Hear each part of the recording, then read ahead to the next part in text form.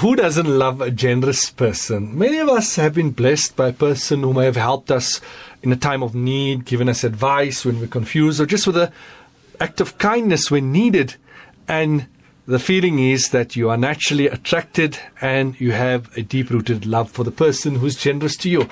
Generosity has been advocated by the Quran, in which Allah Rabbul Izzah instructs us in Surah Ibrahim, saying that قُلْ لِعِبَادِيَ الَّذِينَ آمَنُوا يُقِيمُوا الصَّلَاةَ وَيُنْفِقُوا مِمَّا رَزَقْنَاهُمْ سِرًّا وَعَلَانِيَةً.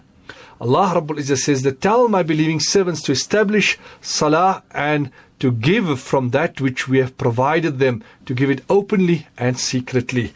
In a hadith in Sunan al-Tirmidhi, the Messenger sallallahu alaihi wasallam said, "As-sakhiyu qareebun min Allah, qareebun min al-jannah, qareebun min al-nas." A generous person is close to people, close to Allah, and close to Jannah.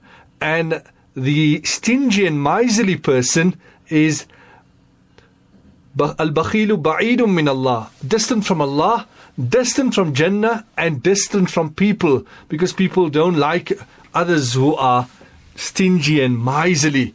So generosity is defined as giving freely without expectation of anything in return.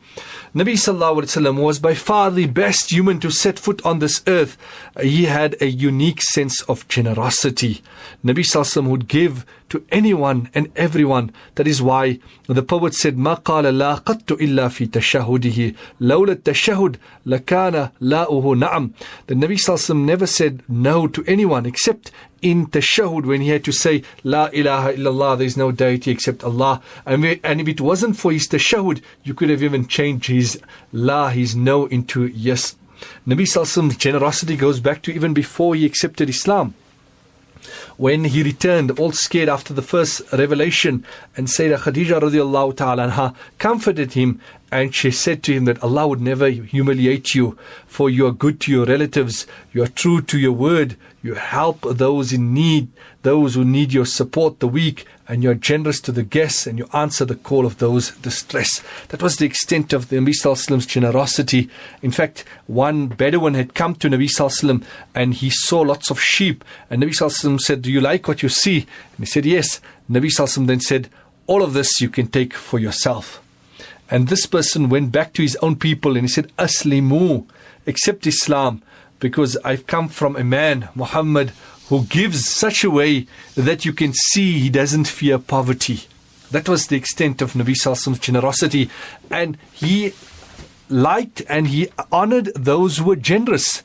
In fact, Hatim Tai, who was well known because of his generosity, there was a certain expedition where the daughter of Hatim Tai was taken as a captive, and she went to Nabi Sallallahu Alaihi Wasallam and she made a request, and she said, "Ya Muhammad, in ra'ayta an takhalli anni," that if you deem it appropriate to let me go, because that would be a means of averting disgrace to the Arab tribe which I'm from.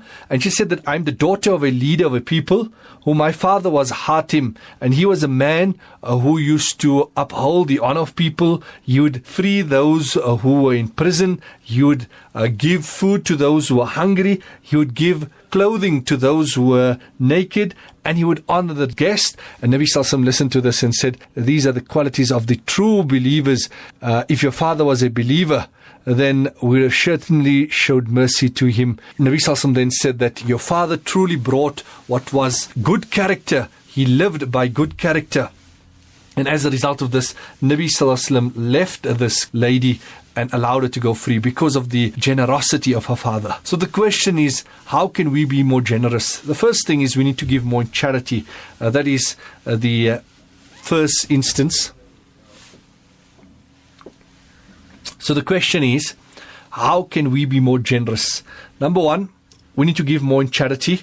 Nabi Sallallahu Alaihi Wasallam said, every day when we wake up, every morning, Allah appoints 2 angels to come down to the earth, and the one angel makes dua, "Oh Allah, grant the one who spends in charity a better return," and the other angel makes dua, "Oh Allah, give the one who's stingy a loss." So give more charity. Number 2, give gifts.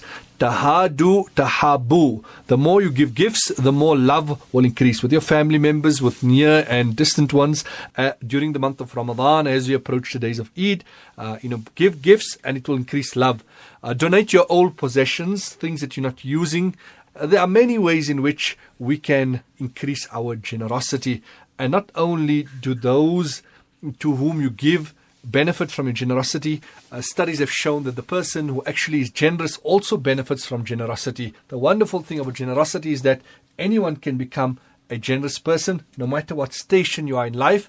The more you give, the more people will love you. You give